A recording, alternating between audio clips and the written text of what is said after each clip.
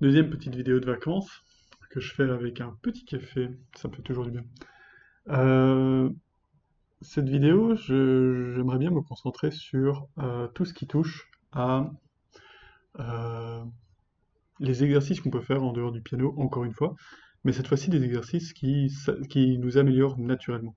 Je conseille à tous mes élèves de le faire, et en fait ils viennent principalement, il y en a un des deux en tout cas qui vient de d'un livre qui est génial, de Monique Deschaussets. Alors, elle a écrit deux livres majeurs, il me semble. Il me semble, peut-être qu'elle en a écrit plus, mais il y en a deux que j'ai lus.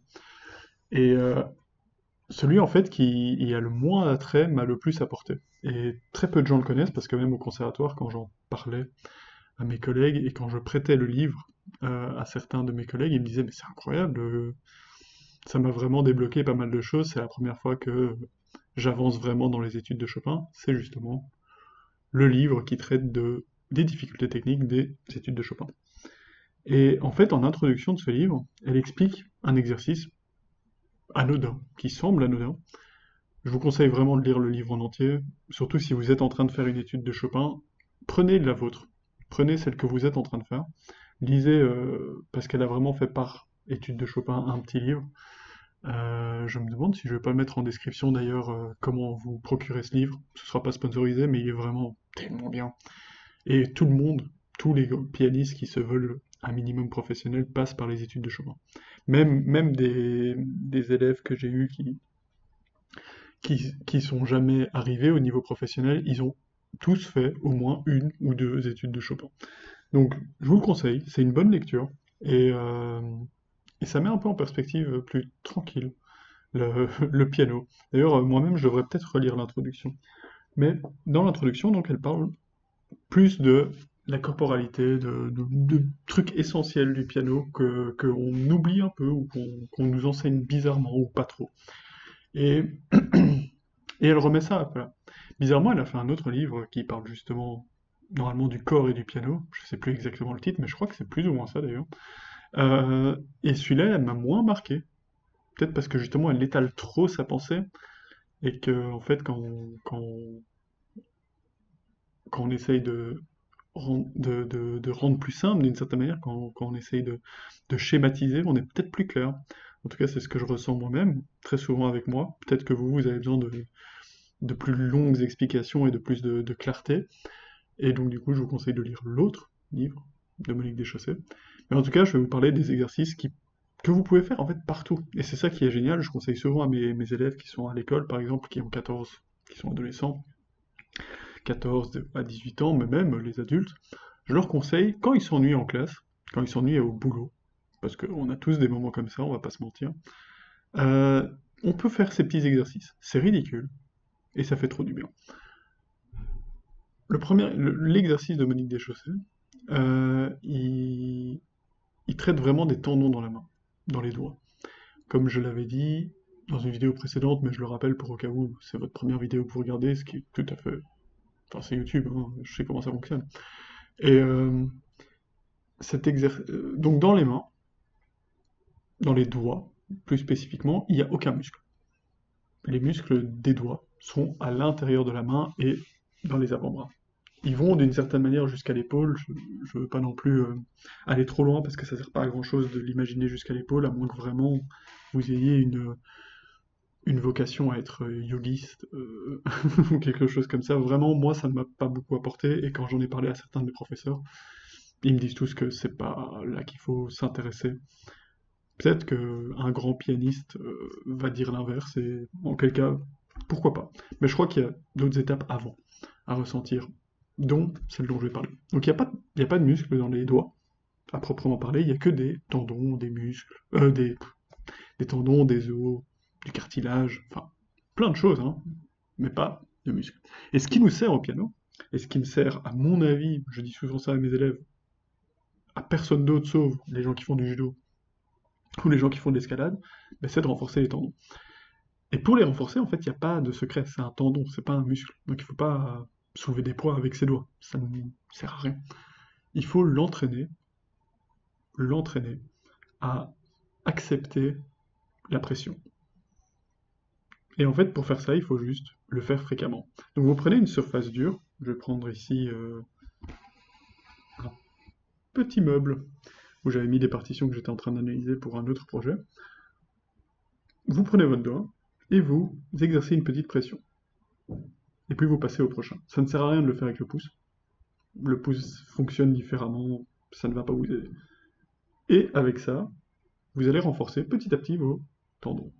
Il n'y a pas de finalité à ça, en fait, parce que les tendons n'ont pas de limite maximum ou de limite minimum de solidité. Donc juste, faites-le. Ça va vous faire un bien fou une fois au piano. Évidemment, ça ne se fait pas en 2 jours. Ça prend quelques semaines pour vraiment le ressentir. Et au début, concentrez-vous vraiment sur les tendons de la phalangette, donc les premiers temps. Et au fur et à mesure que vous... Ça se renforce, parce que c'est souvent là que ça se casse en tant que pianiste, hein. On voit souvent même des grands pianistes, hein, qui cassent ici. C'est pas toujours un drame, mais c'est mieux qu'au long terme, ça n'arrive pas. Une fois que ça se commence vous commencez à bien le sentir et que ça se renforce bien, essayez de sentir les deux. C'est-à-dire le tendon de la phalangette et de la phalange. Les deux endroits. Essayez de bien les sentir, tout en gardant un doigt courbé.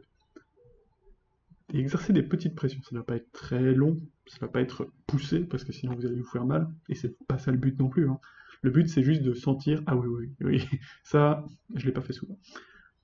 Le deuxième exercice, il me semble que c'est un professeur qui me l'a donné, mais qui m'a jamais expliqué à quoi ça servait. Qui me disait juste, il faut savoir faire ça. Et moi je savais le faire, sans avoir besoin de l'exercice. Et il m'a jamais du coup expliqué à quoi ça servait, parce qu'il disait, oui, c'est bon, il y arrive, pas besoin qu'il sache plus que ça. Ce qui est pas très malin.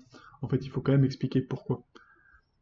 Le deuxième exercice, c'est de faire des pompes du métacarpe. Alors le métacarpe encore, hein, même si tous les animaux en ont, personne n'en parle jamais. Le métacarpe, donc, c'est ces 4 petites bouboules horribles ici, qui normalement ne ressortent pas trop, mais chez les pianistes, évidemment, ça ressort plus. Pour le petit doigt, ça ressort toujours moins.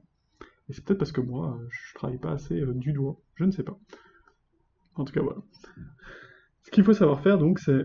Vous allez sur une surface plate. Je conseille au début de plaquer la paume contre la surface plate, et on descend, on remonte. Au début, ça marche jamais. Vraiment. J'ai déjà eu je ne sais combien d'élèves à qui j'ai demandé de faire ça. Au début, ça ne marche jamais. Vous voyez, je le fais même sur ma joue, il n'y a pas de souci. Mais une fois qu'on y arrive et qu'on arrive à être souple avec ça, ça prend en fait 2 semaines. Vraiment. Ça prend 2 semaines, je crois, mais je ne suis pas neuroscientifique, hélas, j'aurais bien aimé. Mais je ne suis pas neuroscientifique, mais j'ai l'impression qu'en fait c'est juste que le cerveau doit refaire les connexions. Le cerveau doit se redire, ah ben oui, oui, oui, je savais faire ça, mais je l'ai jamais utilisé. Là, tu m'obliges à le refaire, je dois retrouver le chemin, d'une certaine manière. Et donc, après une semaine, 2 semaines, tout le monde y arrive. À quoi ça sert?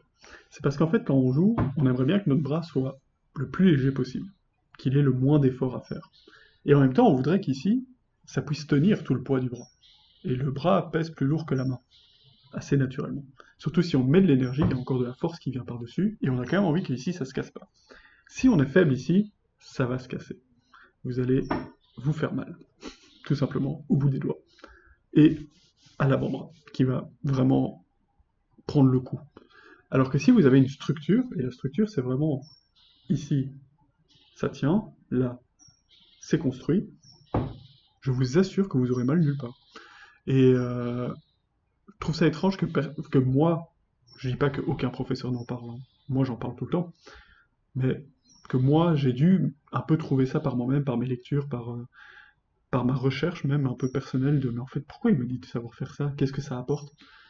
Et c'est pour ça que je fais ces vidéos notamment, hein. C'est vraiment pour essayer de divulguer les bonnes informations et pour expliquer. Alors, aussi oui, disclaimer, parce que j'oublie parfois de dire ça, mais je ne dis pas que c'est la seule technique pianistique possible. Et je ne prétends pas avoir la paternité sur tout ça, je ne prétends pas être l'instigateur d'une nouvelle technique ou que celle-ci va vous faire, va vous révolutionner. Techniquement, oui. Si jamais vous avez entendu tout ça et que vous vous y mettez sérieusement pendant un mois ou deux, ça va vous révolutionner. Votre technique, en tout cas, est certainement votre plaisir physique de jouer. Et par contre, je ne dis pas, ne me suivez pas comme un gourou. Si votre professeur vous dit largement l'inverse et que pour lui ça marche très bien et que vous lui faites confiance, évidemment, continuez avec lui. Si vous sentez qu'il vous améliore, continuez avec lui, faites ce qu'il vous dit. Si ça va à l'encontre de ce que je dis, ce qui m'étonnerait un peu, mais on ne sait jamais, continuez avec lui. En revanche, s'il ne vous dit rien dessus, là je vous conseille la mienne, parce que avec moi ça a très très bien marché, plus tardivement que ça n'aurait dû, mais en tout cas ça a fait un bien fou, techniquement, physiquement, et niveau détente même mentale, ça a fait un bien fou. Et c'est pour ça que je vous le donne. Gratuitement d'ailleurs, en fait, quand on y pense, hein. C'est quand même un beau cadeau que je vous fais. Donc voilà. Donc j'espère que ça vous est utile. J'espère vraiment que ça vous est utile, et que si ça vous est utile, vous propagez ce message. Si vous-même vous donnez cours, et que vous remarquez, mais en fait oui, chez moi ça a changé les choses, enseignez-le à vos élèves, vraiment. Et je vous assure, avec les petits que j'ai, même de 7-8 ans, bon, c'est un peu plus compliqué pour 7-8 ans, mais à partir de l'adolescence, une fois qu'ils comprennent bien le pourquoi tout ça existe, il y a une évolution quasi immédiate s'ils s'y mettent. Faut jamais oublier, s'il y a des parents qui écoutent, le professeur c'est un guide. Il peut pas travailler pour l'élève. Il peut lui apprendre plein de choses, techniques, théoriques, mais il peut pas travailler pour lui. Et dans un cours d'une demi-heure, on peut pas tout travailler ensemble. Donc il faut aussi que l'élève cherche par lui-même, travaille un peu. Et la prochaine vidéo sera certainement sur mais qu'est-ce que vraiment le travail au piano? Parce que ça aussi, j'ai pas besoin de piano pour l'expliquer. Alors j'ai hâte de vous trouver à la prochaine vidéo.